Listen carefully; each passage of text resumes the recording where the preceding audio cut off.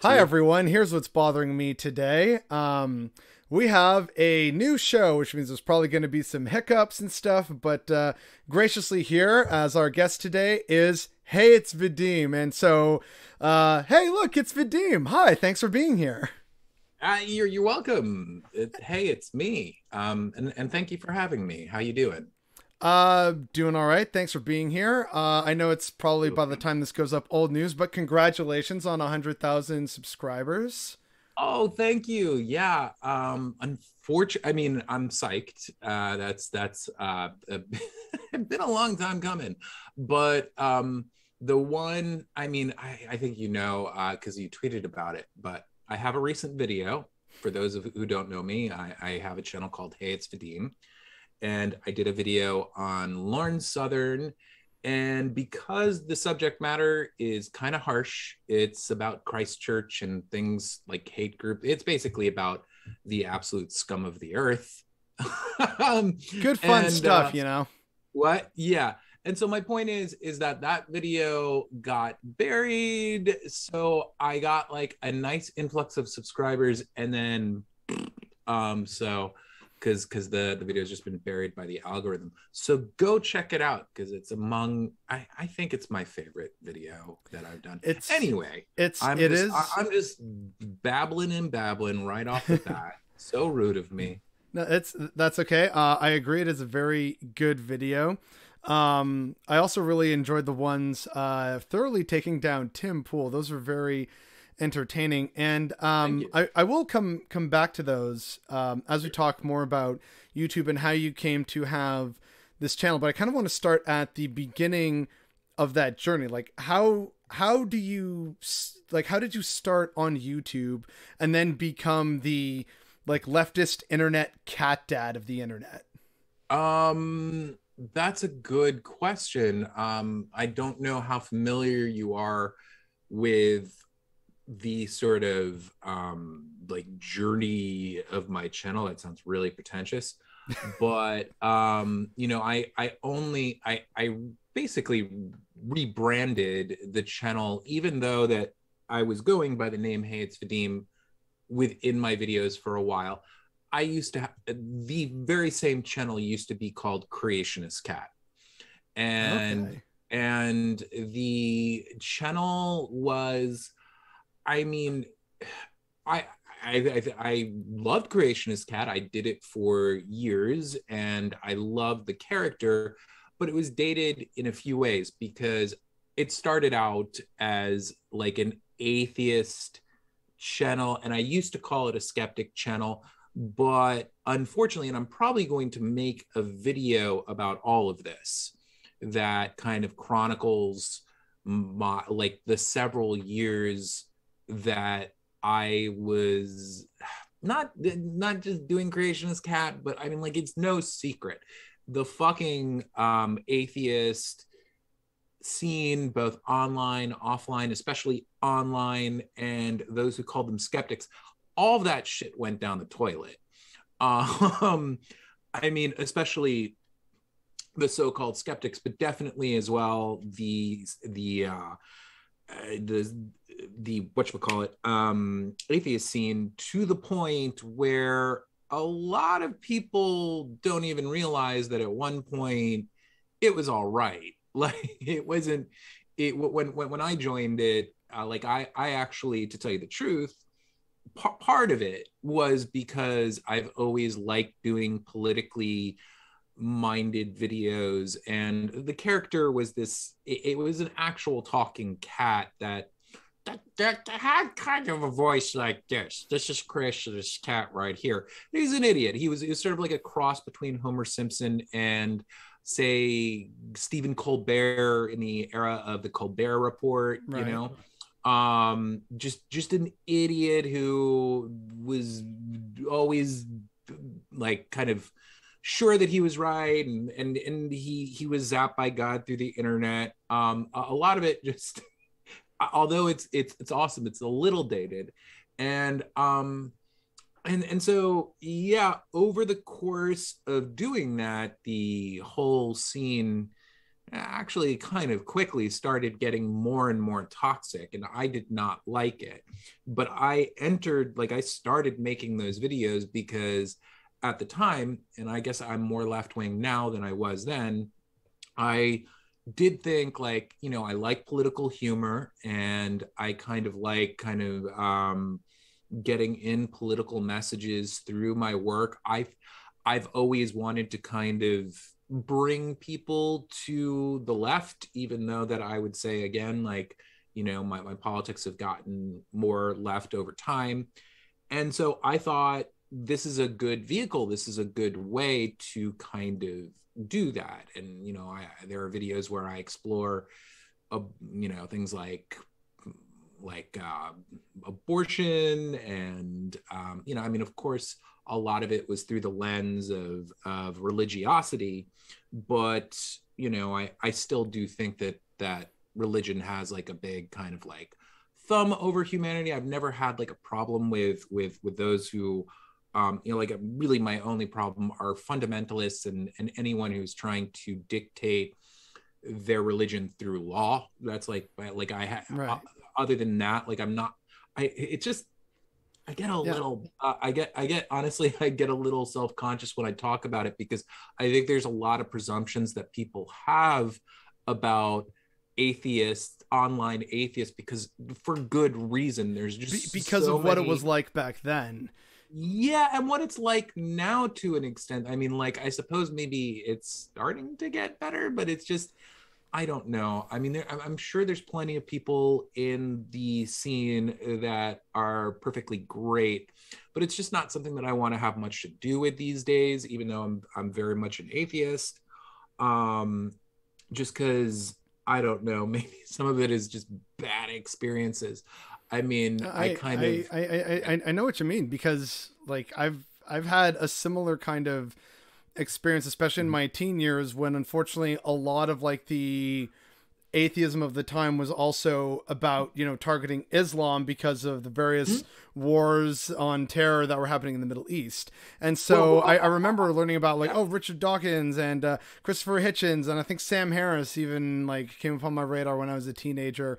But as I got older, more mature, and just seeing how like pretentious and toxic these people were, it's like, man, I agree, religion not great, but how you're going about it just ain't for me, if that makes sense. Absolutely. And I will say, you mentioned kind of the kind of ways in which they discussed Islam, and that very quickly, like, there was a certain point when they first came around, they were more centered on Christianity's effects on kind of Europe and America, which I think is productive, because that's far more entrenched in our society. I mean, like we're not in any way in a system that has kind of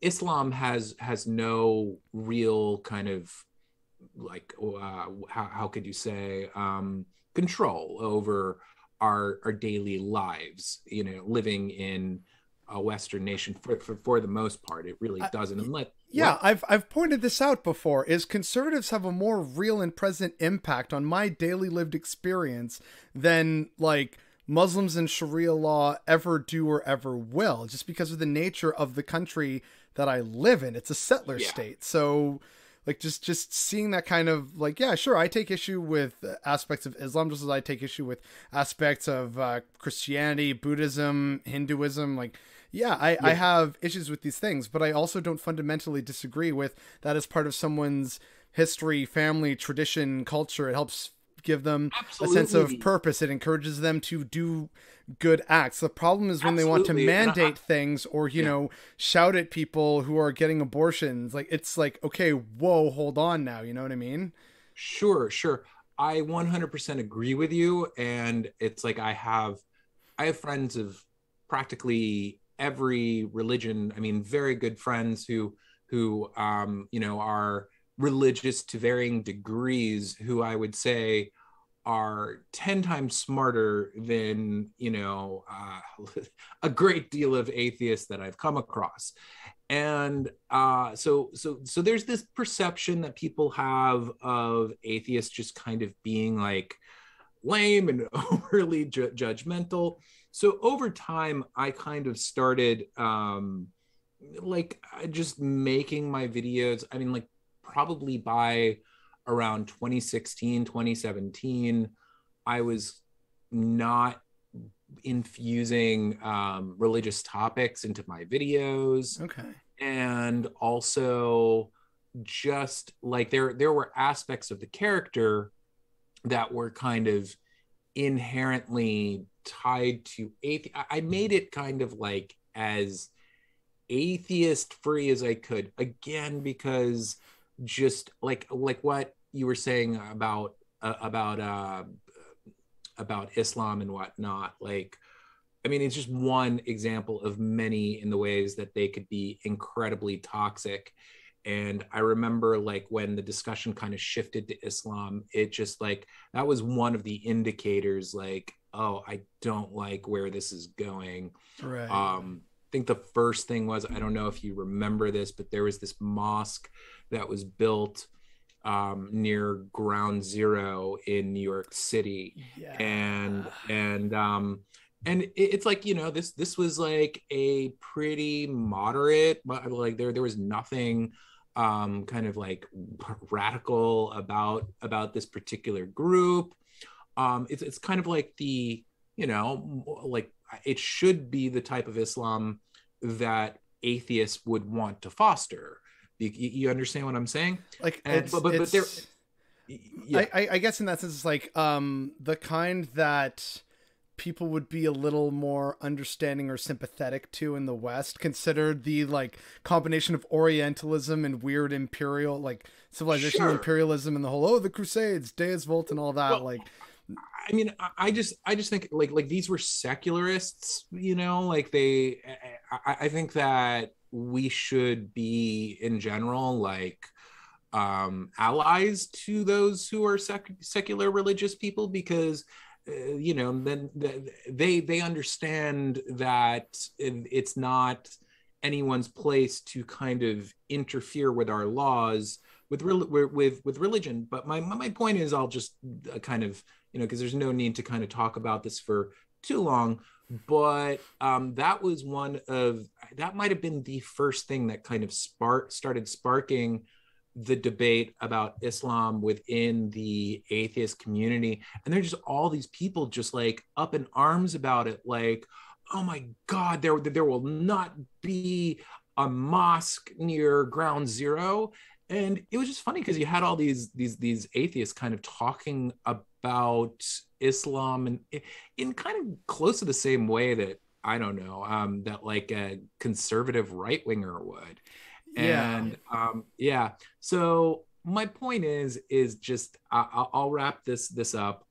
I eventually, even though that I love doing the character, and maybe I'll bring him back at some point, or do a video on, so hey, what was Creationist Cat and whatnot. I decided that both because I'd been doing it for so long, I wanted to do something new. Those are the main reasons. I like kind of challenging myself artistically. And I started realizing that I was incorporating myself into the videos, and I was enjoying kind of speaking more from my point of view rather than speaking through a character. right. And at the time I was kind of doing these videos where at first CC was all alone. Then I was incorporated into the videos, and I was kind of like his idiot human slave. But then, that'll be a fun video to check out later. Yeah, and then I mean, there's a bunch of them. There's probably more than my videos alone. And then it was about a year ago that I just rebranded and started doing videos as just myself. And okay, so very much like a pandemic shift of, what, now's a good time to... Yeah, it wasn't sparked by the pandemic, and it started a little... I mean, I guess right around the time, it's just coincidental that it happened at Oh, that okay time. then. But yeah, that's I've never made that connection before. Maybe there's something to that that I haven't even analyzed. But yeah, so I hope that explains it. I mean, I've been doing videos for a while, so there's like a lot that I'm leaving out, but nutshell. I know we only have a limited amount of time, but Yep. one of the things that you mentioned that I would like to touch back on is you said you haven't always been as left as you are now. Yeah. So what does your, like, if you want to call it Right. leftist or progressive journey look like? Like were you originally an edgy teenager and then you're like, oh, you know what? Hang Yeah, on. Like I what does your story look like in terms of moving to the left? I mean, I always politics were always somewhat important to me, but and don't get me wrong, I don't consider myself like there's a lot of things that I feel like I can learn about. I don't consider myself some like, wise authority on a lot of aspects of politics. But from a young age, it's funny. Unfortunately, I come from a Republican family, and not a religious, conservative family, but just most of my family just and I've had. It's really weird because my mom is very open-minded in a lot of ways, and if I ask her like, hey, well, what do you think about this topic, what do you think about this topic, she kind of agrees with left-wing views, Interesting. but she just, I don't know, that's a whole can of worms. I used to kind of argue with her about it, and then one day she just like, my mom is very kind of passive, but she I guess she was a little agitated, and she said, you know what, Vadim, this is my team. This is what I've always done. And it's not going to change. And that was really interesting to me. Like I I wish it wasn't that way. My mom is actually not by any means a dumb person. She's incredibly wise and smart in a lot of ways, but some people have these like, I don't know, blinders on certain things. So yeah, that's what I came from. But from a very early age, I kind of just realized like, I don't know, like when I was very young, I was born in like, right in the Reagan era, Mm. and my family like loved Reagan, and so when I was very young and didn't know jack shit, I was just like, oh yeah, he seems cool. He seems like, like He's like a uh grandpa. exactly. He's like a nice grandpa with like really oddly dyed black hair. Um and I basically yeah, I kind of just started, it was, I don't know how to explain it, but like I started having a feeling all that shit was off before I could explain it. Like there was something about the party that just felt insincere. But anyhow, by the time I Good was on in you my for early, recognizing that when you were very young. Like, kudos. yeah, I don't know. I think it was more obvious then to maybe kids than it is now, because I don't know. It still is square. This is still like, they're still like just goobers for the most part. Um, Square is like I swear I'm not like 58. But they're I love nerds, but they're like nerds in a bad way. And the thing is that Put there's that been on a kind of like this t-shirt. what's that? We should put that on a t-shirt. Nerds in a bad way. Yeah, totally. Sounds like a band too. But Yeah.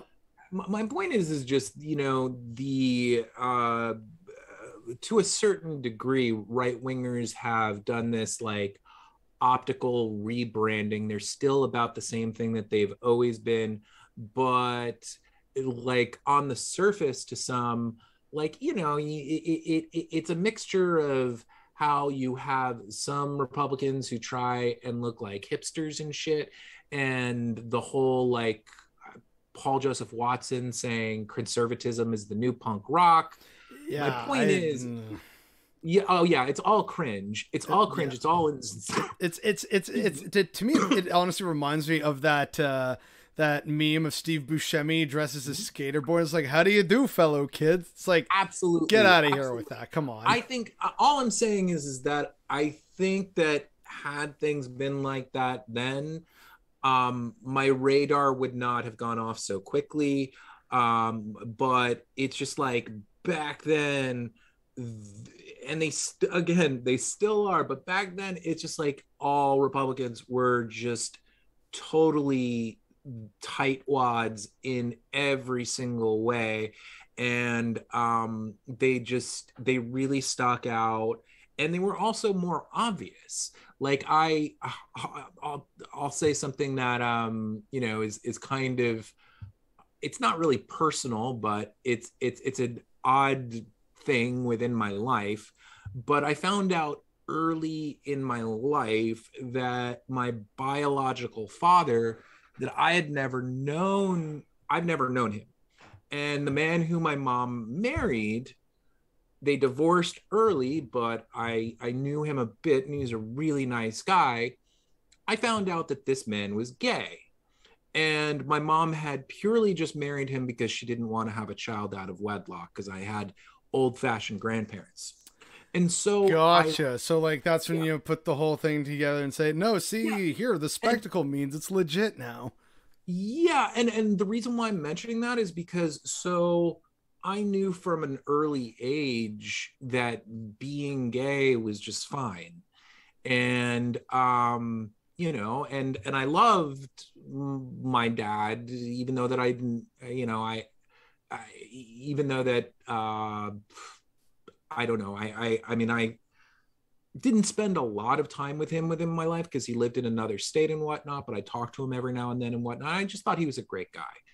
You at least had some kind of connection with him. Yeah. And, in the early 90s, where, when I started, when I was very young and whatnot, just the whole country or world was far more homophobic than it is now. I'm not saying that it's great now, but it's definitely better than it was. Yeah. And you had people on the left who were homophobic, but the people on the right were hardcore about it, and they were the ones leading the charge. So I think that was part of like what kind of made me realize that. So at a young age, I had, because I went to school in Manhattan, I had friends who were gay. And so I like went to like AIDS marches and stuff like that. That was like kind of like a time when, before there was like right at the cusp of there like really being better medications for it. So there was more kind of like less stigma around it. Yeah. And anyway, I also protested, like, I went to protests for at an extremely young age, like 12, 13, against like the Iraq war, the old one, not the newer one. That kind of days of the first Gulf War. Yeah, good old days. Actually, you know what? That would, in retrospect, that one was pretty great compared to the one that we got later, because that one was, you just guys quick. had that. We Canadians stayed out of that for the most part. That one ended, so at least we can say that about it. But yeah, and then also I was I don't know, into like environmentalism. I kind of did like I was part of this sort of group in New York City that it was a little, it was a little cringe now that I think about it. I mean, like our hearts were in the right place, but there were certain things like that now like, for instance, we protested nuclear power, and I don't really have that much of a problem with it. Right. And like I don't know, I don't think I need to get into all the details, but that was like the beginning of my, like, you know, politics. And I would say then the next thing, because there's just so much shit I could mention that was significant, is that when Barack Obama won, like initially I was thrilled because Yay, one, racism's over. well, it wasn't just that. It was a lot of things. Everyone was sick of George W. Bush at that I point. remember that. Yeah. You know, you could not fathom, like Trump. We're like in a different era now of the stupidity that we will accept from our politicians. But when George Bush became president, it just felt like, oh my fucking god, someone this stupid is capable of being I mean, not to mention awful, but it was just a whole mixture of things. And now it seems like, in retrospect, like with Trump, like he was kind of just, I mean, he was bad. He brought us into the Iraq war and whatnot, but in so many ways he was better. And my point is this, is that when Obama, like both the anticipation of this change he was talking about, and also just having this horrible president that represented so much, so many shitty things to us, and still does to me. It was just, I mean, like I remember I have actually a video on another channel where I'm like, as a matter of fact, I talk about it in another video that I did on Bernie. But excuse me. But I remember and videotaped the day, the night that he won, and there were just parties in the streets, and it was just so fucking amazing. All these like tons of young kids of all cultures just singing "We Are the Champions" together and shit like that. Sounds wholesome. Yeah, and now, I mean, I will admit, in kind of retrospect, even though that was like a really like honest thing that occurred, it feels a little like, oh, okay, yeah, we didn't really get what we thought we were getting. I mean, it was better than the alternative, but Yeah. yeah. So I did recognize over the course of the Obama years that, you know, just a lot of the things that he was purported to stand for, you know, I some of it, I think, I do think that people don't kind of give enough credit to him in a way.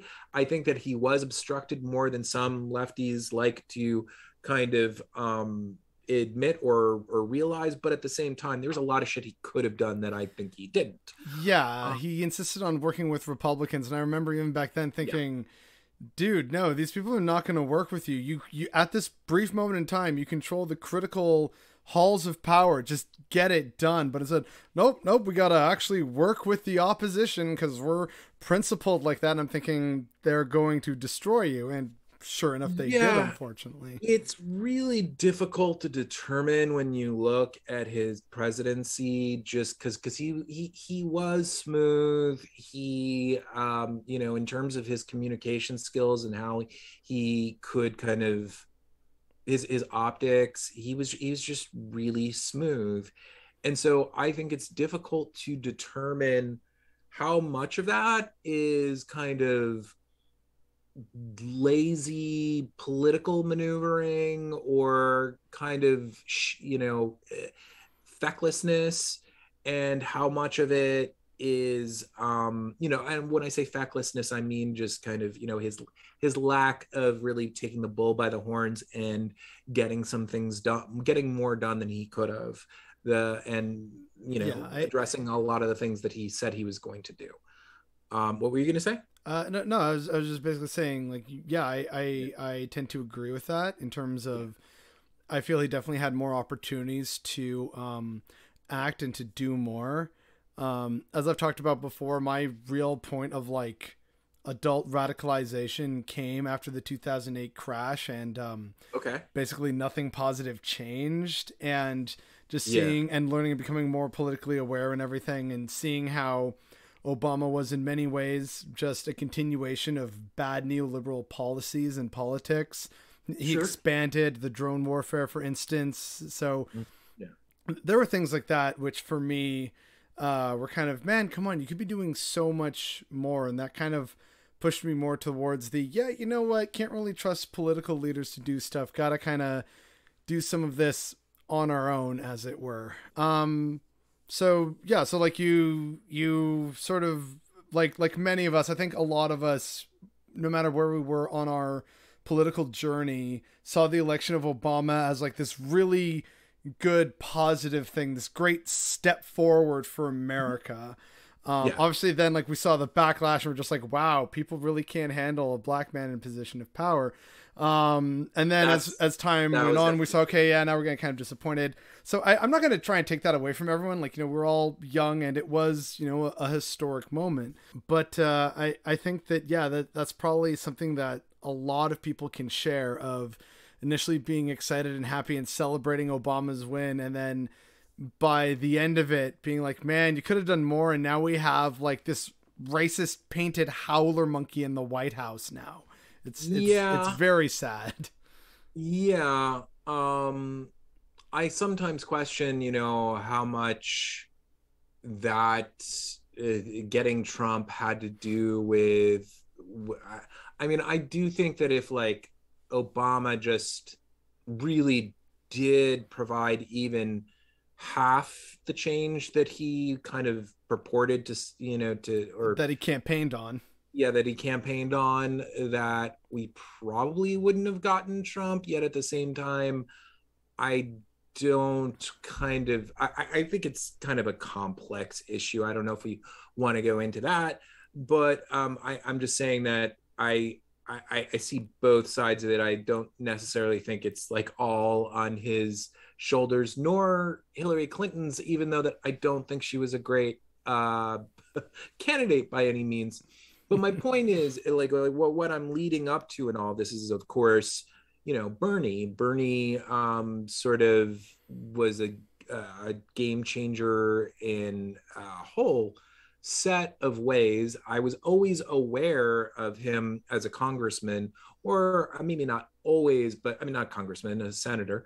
But I was always, well, when I say always, I mean, I guess maybe like from like the early 2000s, I was aware of him just as like he always came across incredibly sincere and Angry. Don't forget angry. and yeah, and well, some people say that, but I think I mean, he has a proper amount of anger for things that one should get angry at, but Mm-hmm. he seems like such a pleasant guy to me. Like, I mean, that's, rather than Ronald Reagan, that's the grandpa that I would want. But you know, You heard it here first, folks. Bernie's a better grandpa than Ronald Reagan. I think that's a little uncontroversial, at least in lefty circles. But my point is that like, yeah, like I remember the first couple of months that he started his campaign, or there was kind of buzz that he might, and I was like, I mean, this guy's awesome, but just not gonna happen. And I know, sadly it didn't really happen in the real way, Yeah. but I was astounded by how much ground, how much like, just he went. A lot of people, no, I think most people realize it. He just went from like super obscurity to like being one of the most popular politicians in America, and it was just incredibly impressive and beautiful to watch, because a lot of that was very grassroots, and I mean, I'm not gonna say anything new about the guy here, but I guess like just he started making me think a little bit more about what is possible in our politics and whatnot. And you know, I'd say that I just hadn't kind of looked into a lot of avenues politically, and you know, didn't realize, okay, well, you know, how do we go about getting some of these changes that we want to see in the world? And that, so that is kind of like what maybe there's a little bit more, but it's just such a big question to me. And I hope I didn't overtalk that one. No, no, Does that no. And like again, thank you for again providing some of this extra context for your like left wing journey, because I think it's important that people hear about this so that they know, you know, hey, where are people coming from? Oh yeah, I kind of remember that, or oh, I know some people felt a different way. And I actually remember the first time hearing about Bernie was like, I think the first time he went viral, as it were, and I think he was dressing down Alan Greenspan of like the U.S. Treasury or something like that. It's this really old viral video, and he's just absolutely exposing the hypocrisy of what's happening in the wake of the 2008 recession. And I just remember seeing that online and thinking, yo, like this like crazy haired senator, I like this guy. What's his name? Bernie Sanders. All right, cool. I hope he wins. And then I started hearing more and more about him from north of the border, and then eventually you see, oh, dude's running for president. That's amazing. So yeah, unfortunately that kind of makes you a bit of a hipster in terms of, oh, I knew Bernie Sanders before it was cool. But yeah, I think that's again a story that a lot of people can relate to, and people are still very upset, as far as I can tell, about how the DNC treated him in 2016 and 2020. It's kind of like, okay, I mean, it's there's got no some doubt, work. there's no doubt that they treated him terribly, but I still think, I mean, like it's a kind of a bit of both. Maybe if they were, I we do not know, but I am of the belief that as awesome as Bernie was, that we still need to kind of build a coalition of people who are everything from progressive to, you know, beyond that, you know, further to the left, who want to see as much positive change as we can get implemented. And I mean, he had a really electrified base and a large base. But I guess what I'm just saying is that, and maybe there's going to be some people in your audience that are like, that guy's wrong. But I don't think that like he lost because of DNC fuckery or anything. I think he just lost, not because he was a bad candidate by any means, but a mixture of maybe a little bit of messaging that he could have done a little bit better, even though that I think he was great. A little bit of just, you know, like the youth is becoming more and more left wing, more progressive. I think that down the road, maybe especially like 10 years from now, when the Zoomers are around our age, or not the Zoomers, whatever, the young Zoomers, the ones who like don't know dick about politics right now for the most part. Oh, those lovely people living in blissful ignorance. Yeah. Um, I would like to think that around that time is when we, you know, someone will come along, hopefully, that kind of carries that torch. But anyway, it's not a big deal to like kind of, I guess we have other things to talk about than like, you know, did the DNC do him in or not? That's sorry, it's Yeah, no, like, and no, this isn't like a conspiracy thing. And I think it is important that people hear the different sides of, you know, why Bernie was good or bad for different reasons.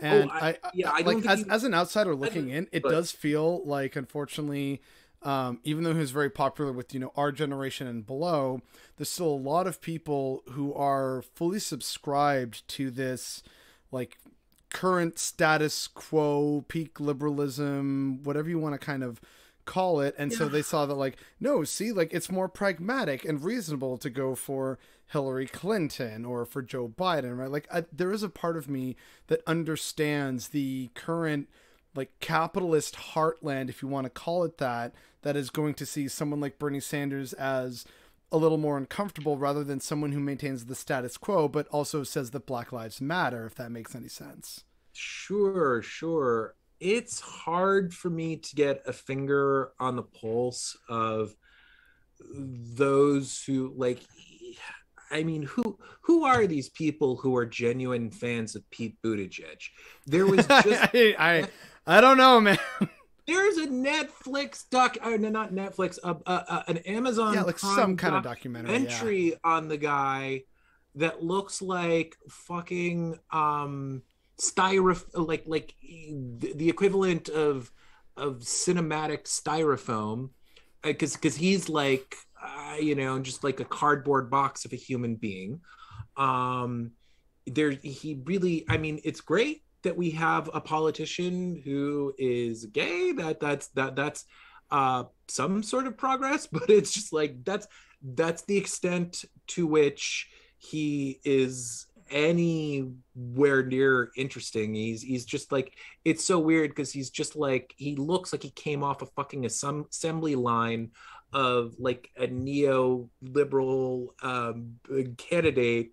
And but then he's gay. That's capitalism for you, man. You got to mass produce this stuff and put it out there. Like, yeah. So it's just interesting because it's like, I mean, I don't know. I'm glad to see that someone can be gay and be as successful as he was, even though that I thought he sucked. But like that's the only interesting, cool thing about him.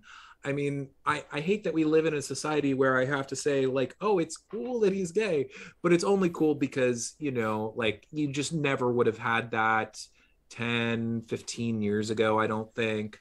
Right. So that's cool. But anyway, my point is that I like because of the fact that like, I'm not there now, but I spent most of my life in either New York City or LA. And those are two areas that have just a lot of culture and a lot of people who are forward thinking and a lot of people who just are and more just big apt diverse cities too, right? Like, yeah, there's so many different people, ethnicities, languages, cultures, religions. exactly. So you have a higher concentration, or just there's also a lot of people there. So you have a lot of people who are just I don't know, they're down with Bernie. They're also more kind of, I don't know, just in touch with kind of, I mean, I guess the kind of cheesy way of putting it is they're woke, but in a good way. And I know, I don't know how else to put it. I get it. I understand. It's shorthand for, yeah. There's like some weird connotations with that buzzword. So I get you.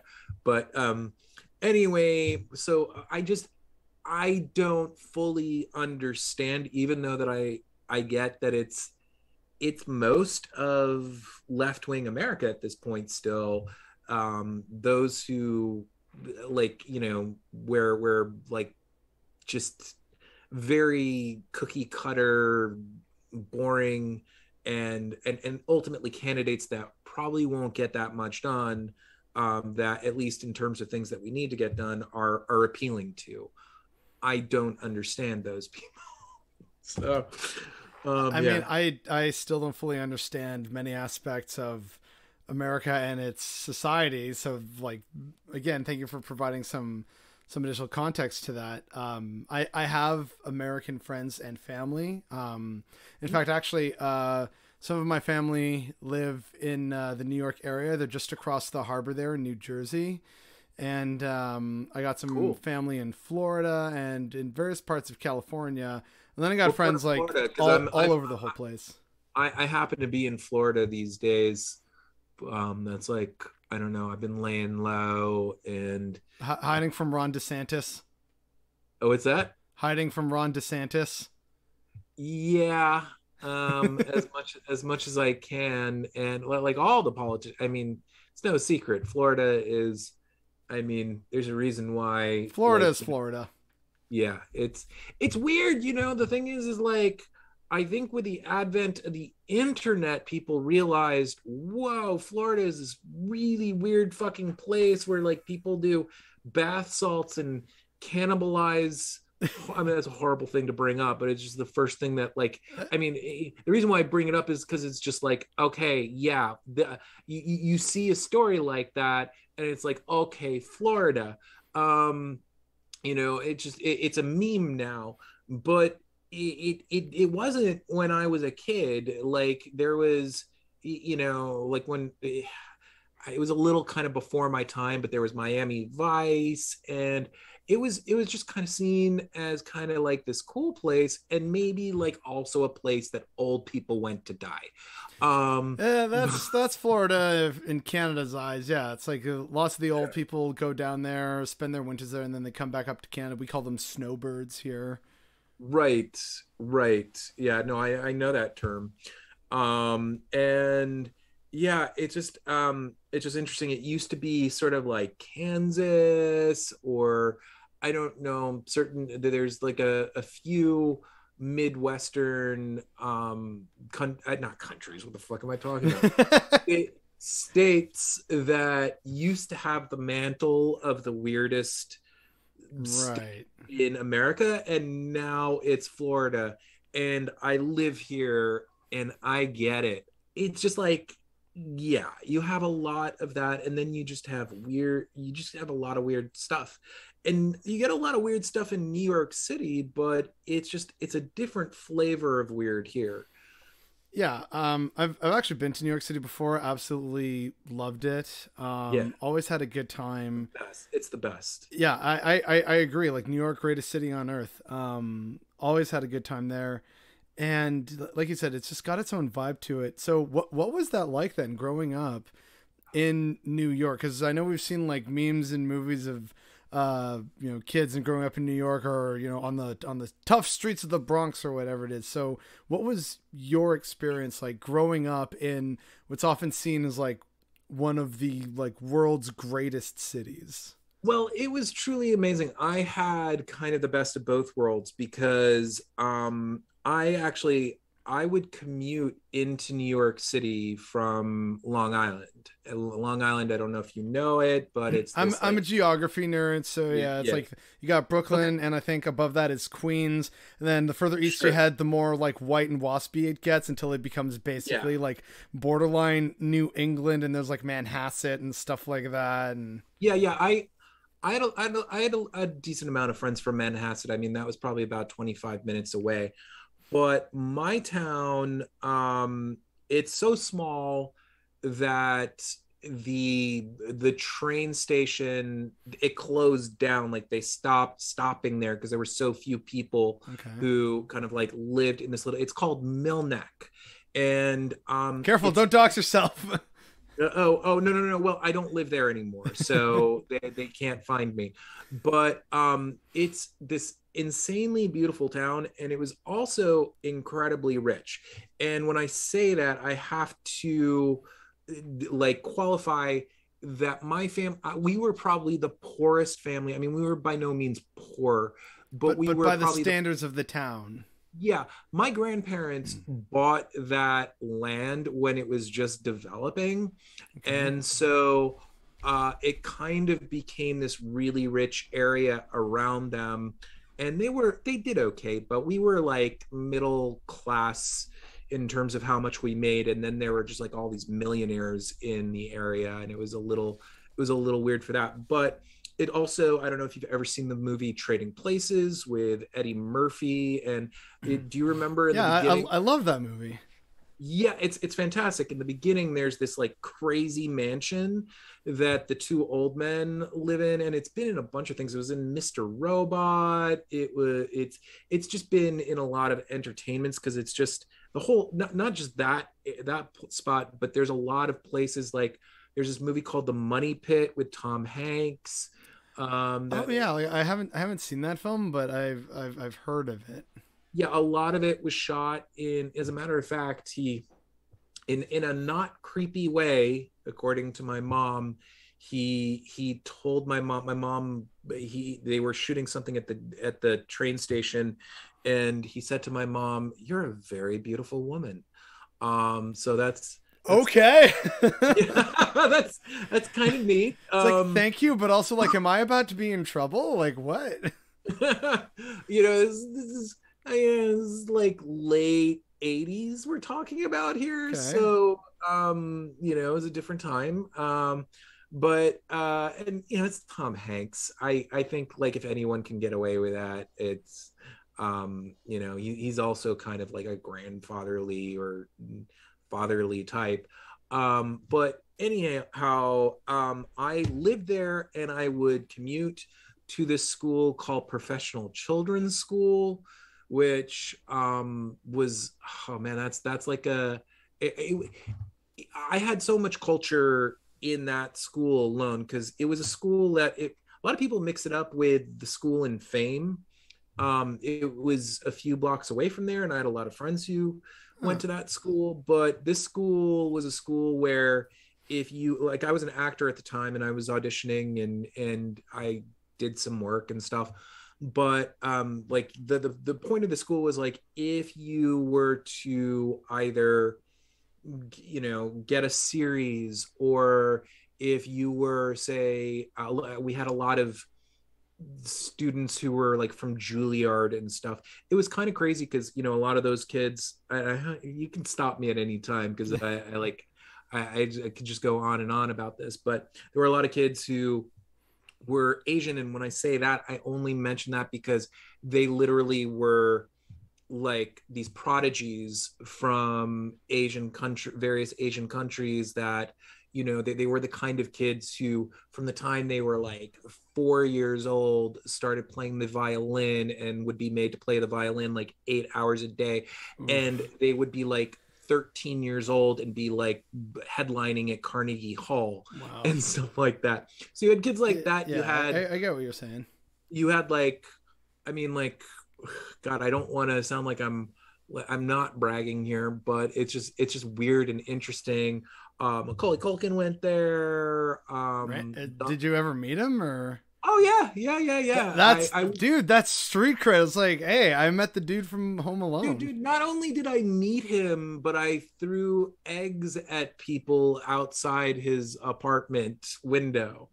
Um, and Wait, so is this you on record saying you tried to egg Macaulay Culkin's house? no, I egged people from Macaulay Culkin's house. Although Okay, I okay, can say okay. probably the worst thing I can say I ever did to a celebrity from I don't this is the Cosby show now comes with a lot of baggage, but nearly every member of the Cosby show went to my school. And there, did you ever watch the Cosby show, like, or Not is that really. It like was kind of before before my your time. Like time? I knew of it, but I wasn't Yeah. watching it when I was a Well, kid. the No. youngest, they're the youngest character on the show, played by Keisha Knight Pulliam. I don't know why I remember that name, probably because it's just such a the whole show is a phenomenon at the time. She had like sort of like this boyfriend, who they called Bud. When they said Okay. his name, they said it like that.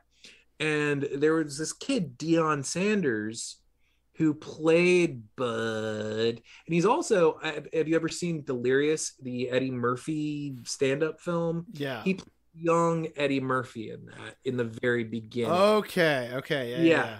And this guy, he was a nice guy, but he was such a little shit to me. Like Mm. we're friends now, but he was like a couple years younger than me, and he would like always just fuck with me and just be obnoxious. And there was one time where he was driving by, in he's driving by in a limousine. So like it was just Oh, so New York. yeah. And I mean, again, like he had a decent amount of money. So he rolled down his window and he started going, "Fuck you!" And I saw this dog shit on the ground, Oh and I no. saw a napkin. So I picked up the dog shit, and he's going like, "Fuck you!" And I started, oh my god, this is horrible. Why am I telling this story? Because we got to start strong, man. We Yeah, gotta get yeah. them viewers here. And as he was saying, "Fuck you," I just went up to his window and I started. I mean, I didn't get anything on my hands, but I just smeared this dog shit on his limousine window, and he was like, "Oh no!" He's like trying to put up the window. I mean, I got a lot of stories like that actually, just Oh, weird ass stories from that. So my point is, wow. No, yeah, I'm yeah, sorry. I need to process that for a second. That is amazing. Thank you for sharing that. yeah. And like that connection with the Cosby Show is like, yeah, and we're just casually friends now. It's like, hey man, remember when you wiped dog shit on my limousine window? Like that is just such a New Yorker story. That's amazing. Yeah, I Oh have a man. lot of them. It's like this, I could potentially, like, just write a book or a screenplay about all the crazy shit that happened there, both with like weird celebrities, and there were a lot of people, like there's some people that, like, it made sense. Like, I don't know if you know who Jerry O'Connell is. He was in the movie, that Uh, that that, that Stephen King movie Stand By Me, I and he was don't in think Jerry so. No. Maguire. I mean, you'd recognize him if you saw him, because he's just like, he's like, oh, that guy. But like, for instance, Probably. he was really talented, and I am not surprised that he achieved the level of fame that he did. But then Tara Reid went there as well. I don't know if you know who Tara Reid is. Hey, She's kind of man, I'm from the early 2000s. I remember Tara Reid. And I was like, oh, dude, Tara Reid, so fucking hot, man. Oh, God. Like, yeah, we were all teenagers, man. We were yeah, terrible. yeah, of course. And she like, I mean, what was I gonna say? That she was just, I mean, I hate, it sounds sexist. She was just kind of ditzy, and like, and very Jersey, like just had What's wrong with people huge. from Jersey? I know great people from Jersey. No, What's well, this? or very Long Islandish. I was from Long Island. I mean, she was the kind of girl who wore acid wash jeans, which was very, like, kind of cheesy at the time, and her hair You're was just, describing my teenage years in high school. I and remember her seeing hair acid wash was jeans everywhere. her hair was huge. You couldn't put your hand on it because it would just go crunch, because she used about like half a bottle of Aquanet. Wow. And it's like, she was perfectly nice. There was not, like, I other than the bad things I just said about her, I wouldn't say anything else bad about her. But Let me like, just dunk on Tara Reid real quick, but then I'll just say, no, but she's nice. I will. Well, I mean, I don't know. She kind of turned into a bit of a train wreck. To be honest. I don't Uh, know. I don't really follow celebrity news. You'd probably know more than me. So I yeah, don't know what happened. like she started doing like Sharknado for a reason. I don't know. I don't know much about her personal life. You know what? I probably dunked on her far more than I should have at this point. But my point is that, just like, that one was just a little like, whoa, she's famous now. Like, I mean, I guess it's because she was attractive, and then also I think there's a lot of nepotism in the business. I think that she had I believe she had a mother or a family member that was a casting agent or something like Okay. that. Wait, what's that about But capitalism and like self-made people and not getting a hand up or a handout? It's all about grit and determination and individualism or something like that. There were, yeah, surprising, right? There were some. I mean, there's certainly not like there were some people who, I don't know, who achieved success, who were, from that school, who kind of, when they started, they just got, I mean, a mixture of lucky and very talented. There was this one girl. This is so fucking weird. Last thing I'll so many weird stories, but there was this girl, Mary, and she was super nice, very smart. She came from this extremely working class family in Queens, who her father, I think she had like 7 brothers and sisters. Wow, big family. Yeah. And I mean, not each, but all together. And her father was this janitor at a high-rise building. And one day, because they, I guess, couldn't afford daycare, he just brought her with him. And one of the places that he cleaned was this toy store, or not toy store, but this company that developed toys. And they when they came in, they had this board meeting. She explained it to me. She was my father was nervous, thought he'd get in trouble, but they had all these toy prototypes, and they were like, hey, little girl, what do you think of this?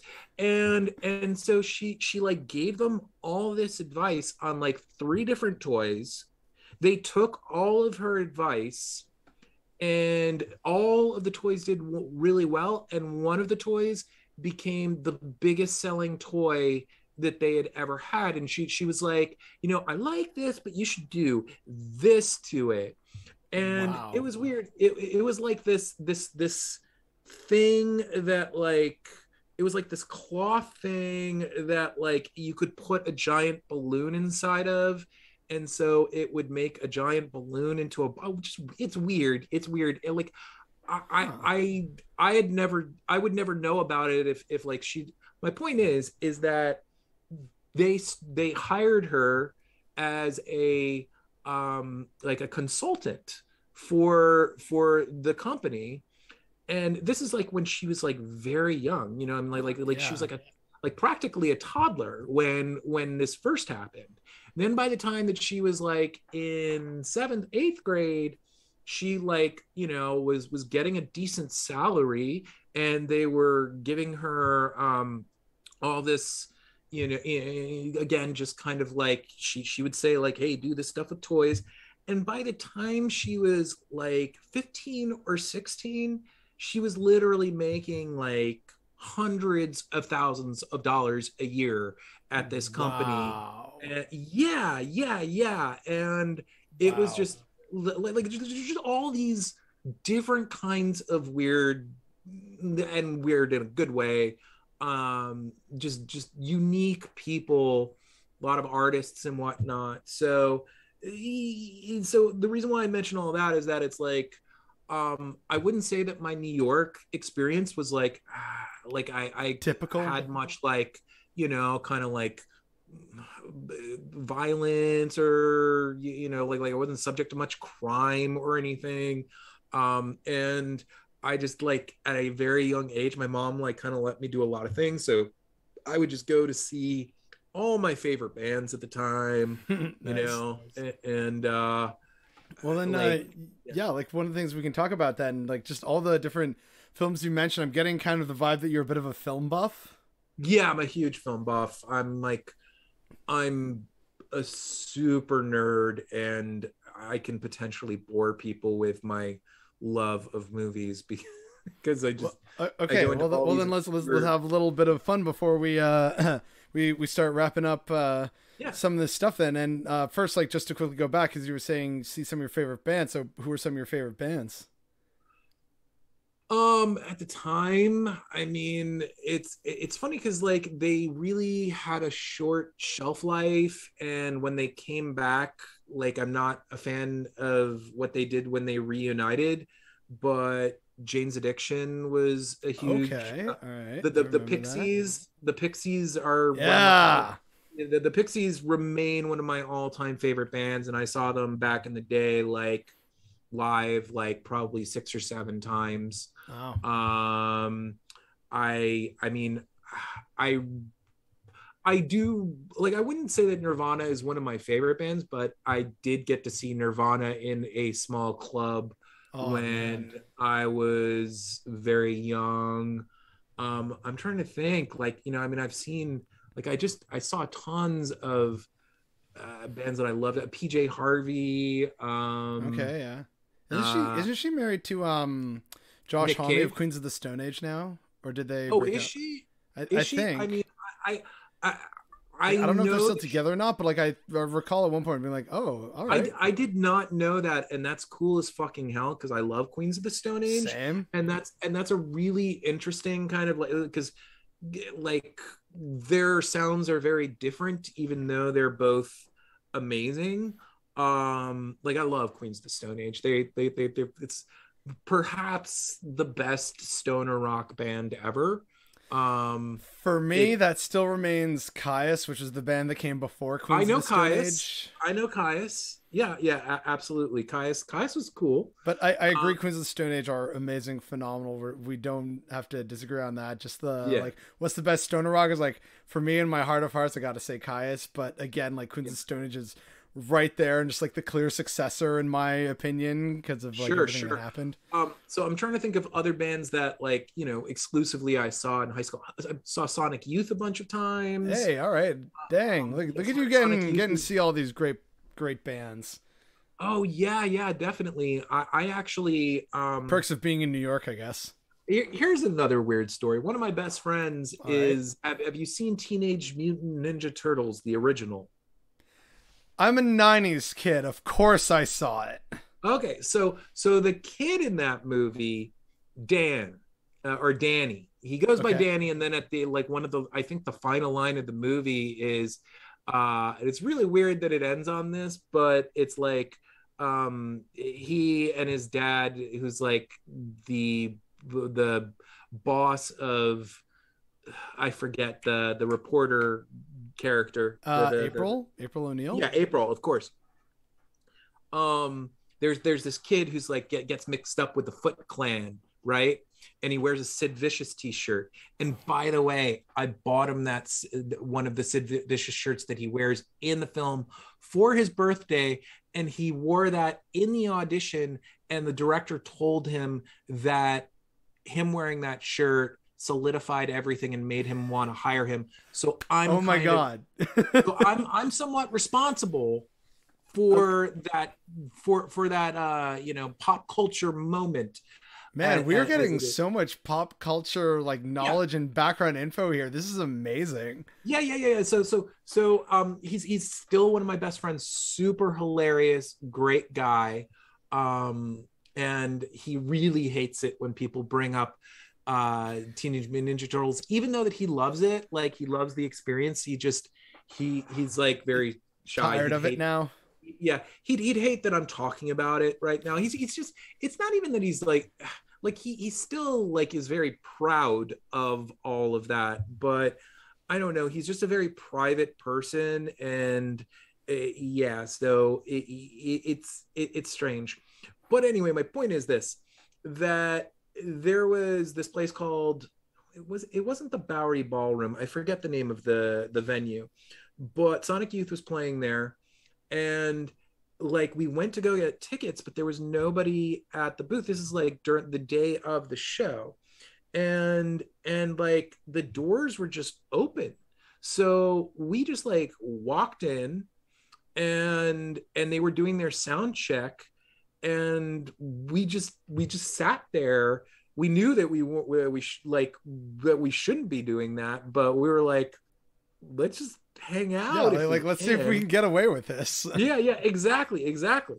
So there was this band that played, and I forget their name, but they had a member who was actually one of the original members of Sonic Youth, who, like, nobody knows who he is because he was like on like the first album, and then he started his own band, and they were still friends. And so that band had all these t-shirts, right? And I see these guys who are working there, and they have like the merch out on this table. I hope this is interesting. But what happened was is that all these workers at the venue just started taking these shirts. They started like just like stuffing them in their pockets, Okay. and whatnot. And it was a little weird, but I thought like, okay, these shirts are free. Oh boy. And so I go over, and both Mike and I, we think like, okay, free shirts. Let's Yeah, let's take a why shirt.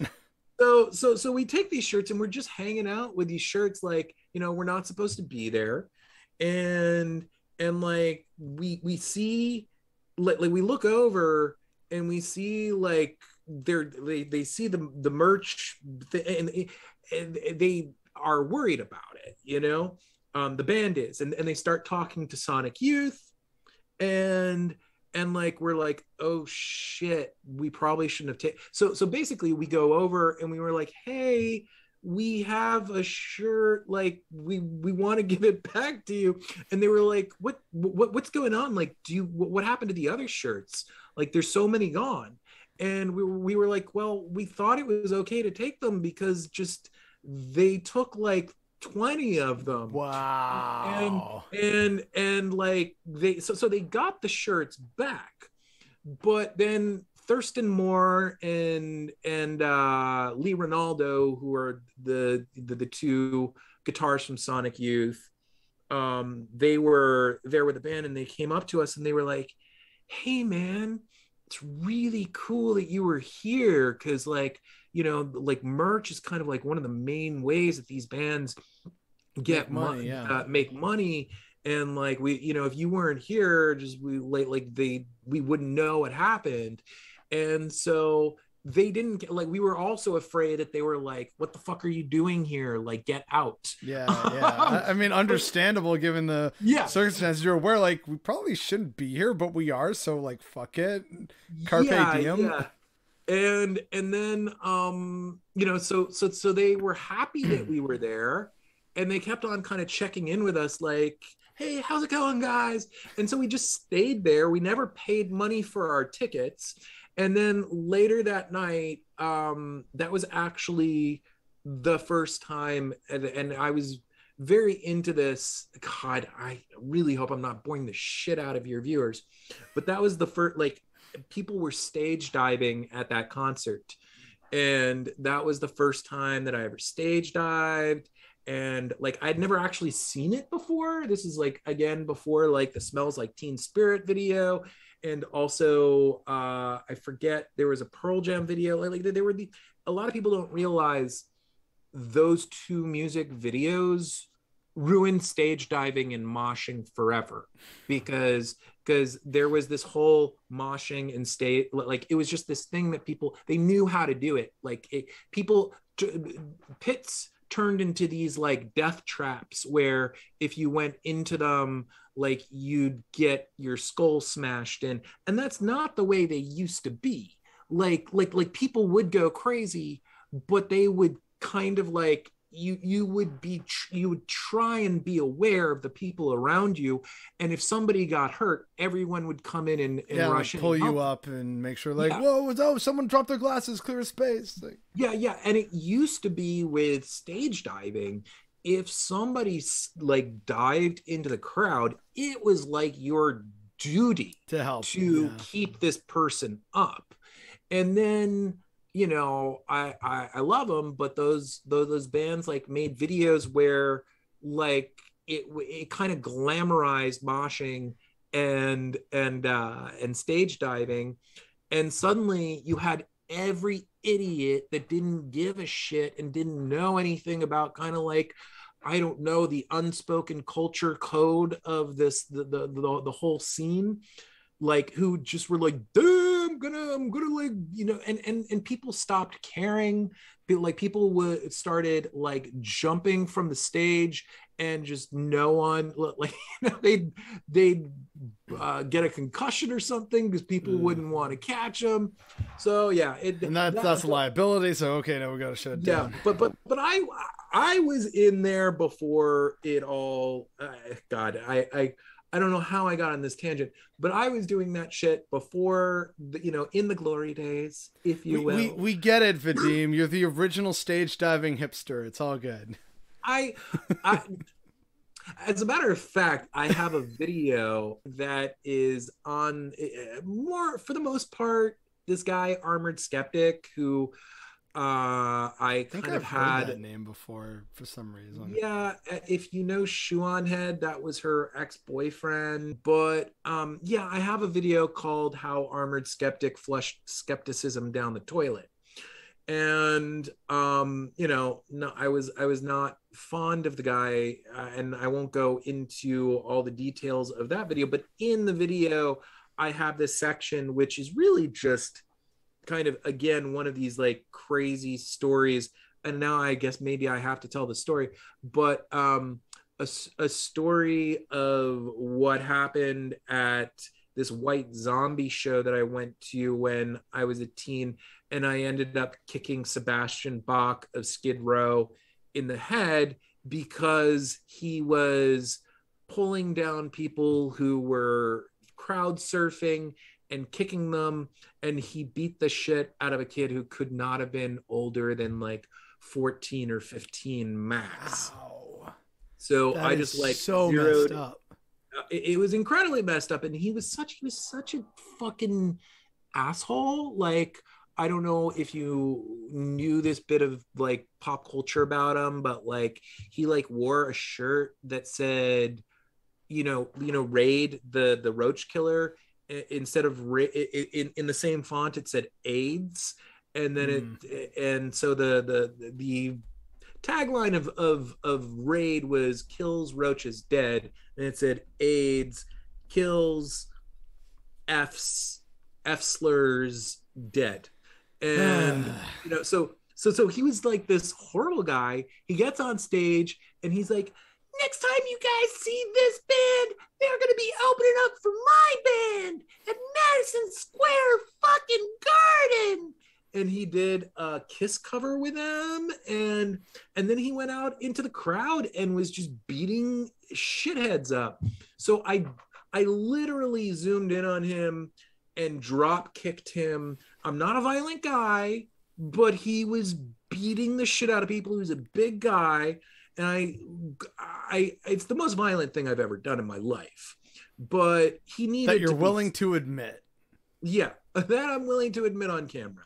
And so I had to stop it, and I drop kicked him. He literally didn't know what hit him.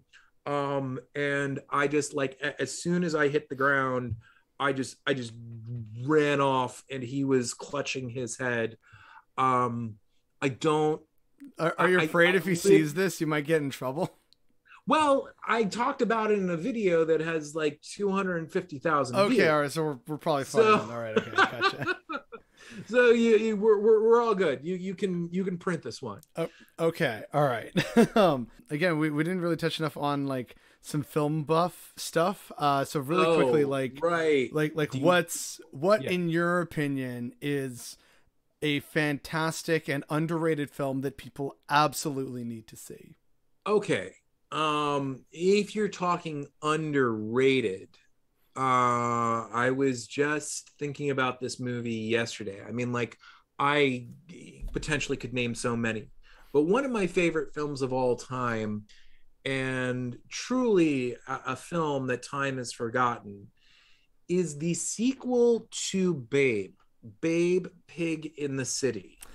Yeah, I've seen this film. Yes. Okay. It's so good. I think my mom still has it on VHS somewhere. The first Babe is excellent. It's very heartwarming. It's like the type of kids film that adults can enjoy, and it doesn't condescend to kids. But the second movie, they just did something that you almost never see.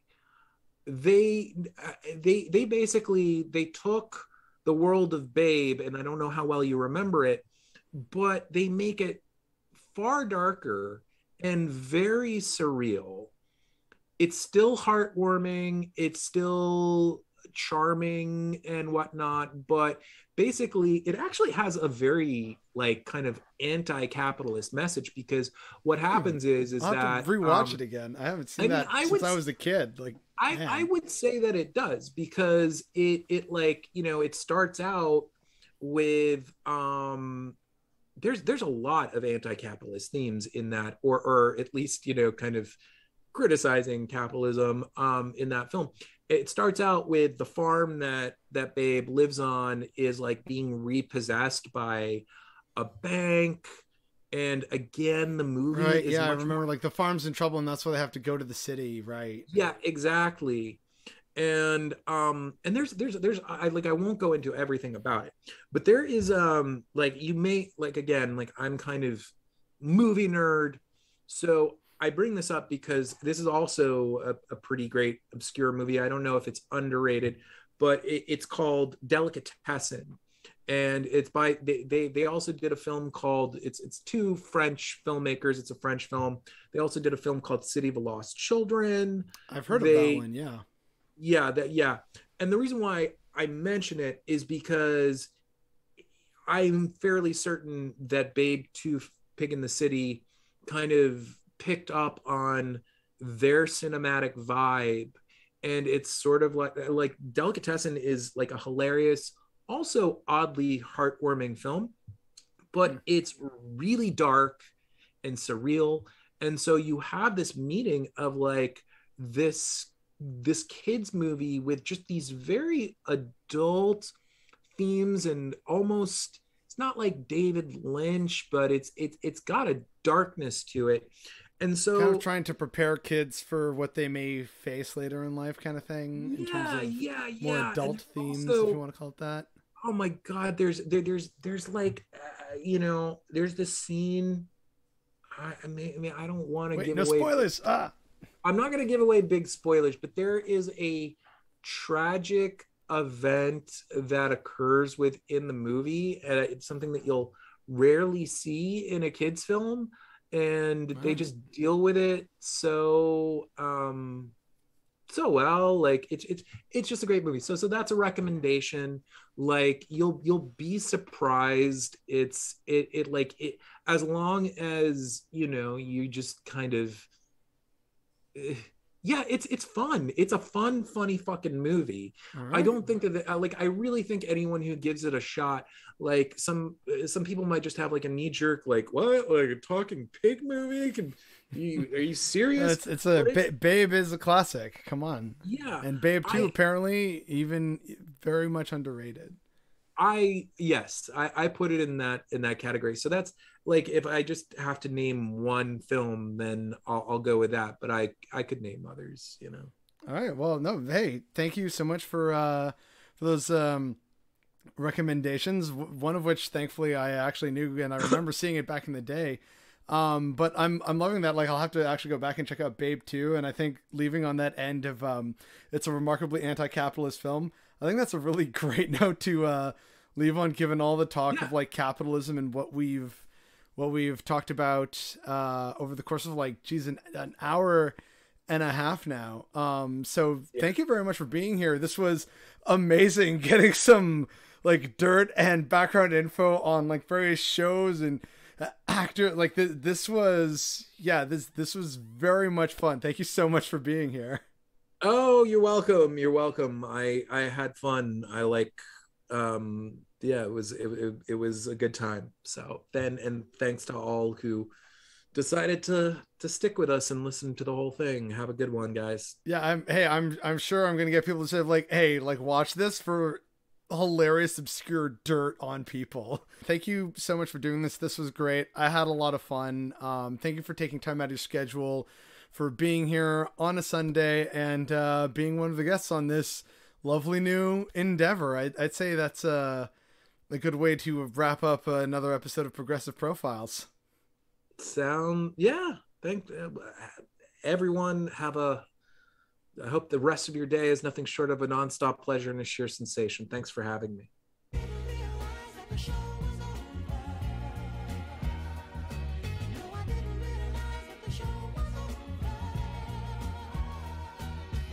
Hey everyone, that's our show. Thank you so much for tuning in, and thank you again to Hey It's Vadim for coming on today. It was a lot of fun. I think we all learned a lot of things. We got like so much tea and dirt everywhere. It's amazing.